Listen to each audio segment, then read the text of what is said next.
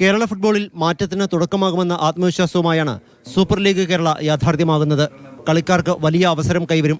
2100 മത്സരങ്ങളാണ് പ്രാഥമിക തലത്തിൽ നടത്തുക.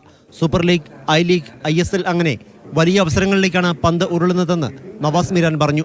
ഏകദേശം 2100 മത്സരങ്ങളാണ് നമ്മൾ താഴേക്കിടയിൽ സംഘടിപ്പിക്കുന്നത്. അതിൽ നിന്നെല്ലാം വരുന്ന നല്ല കുട്ടികൾക്ക് ഈ സൂപ്പർ ലീഗ് കേരളയിലെ ടീമുകളിൽ പാർട്ടിസിപ്പേറ്റ് ചെയ്യാനായിട്ടുള്ളൊരു അവസരം ഭാവിയിൽ ഉണ്ടാകും. അതാണ് നമ്മളുടെ ആത്യന്തികമായ ലക്ഷ്യം. 6 ടീമുകളാണ് സൂപ്പർ ലീഗ് കേരള സീസൺ 1 ഉണ്ടാവുക. ഫുട്ബോൾ ആവേശം നിറയുള്ള കേരളത്തിൽ കഴിവ് തെളിയിക്കുന്ന താരങ്ങൾക്ക് മികച്ച വരുമാനവും പ്രൊഫഷണൽ അവസരങ്ങളും ഉറപ്പാകുമെന്ന് ഫിറോസ് മീരാൻ പറഞ്ഞു. ഒന്ന്, സസ്റ്റൈനബിൾ ആയിട്ടുള്ള ഒരു ഫുട്ബോൾ എക്കോസിസ്റ്റം ബിൽഡ് ചെയ്യുക. 2, ഇത് കേരളത്തിൻ്റെ പ്ലെയേഴ്സിനെ സപ്പോർട്ട് ചെയ്യുന്ന ഒരു പ്രൊജക്റ്റാണ്.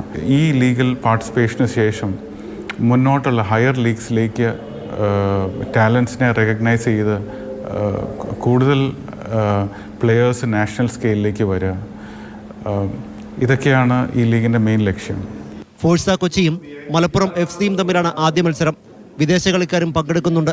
മികച്ച കോച്ചുമാരും സഹകോച്ചുമാരും പങ്കെടുക്കും. കേരള ഫുട്ബോൾ അസോസിയേഷൻ അനുമതിയോടെ സംഘടിപ്പിക്കുന്ന പ്രൊഫഷണൽ ഫുട്ബോൾ ലീഗ് കേരളത്തിന് പുതിയ അനുഭവമാകുമെന്ന് സംഘാടകർ പറയുന്നു. So അങ്ങനെ entertainment industry is also coming together and this definitely helps sports and lot of youth to follow their icons. So I think we really thank the stars who have come forward, taken this interest and taken this cause forward. Online വഴി ടിക്കറ്റുകൾ book ചെയ്യാം.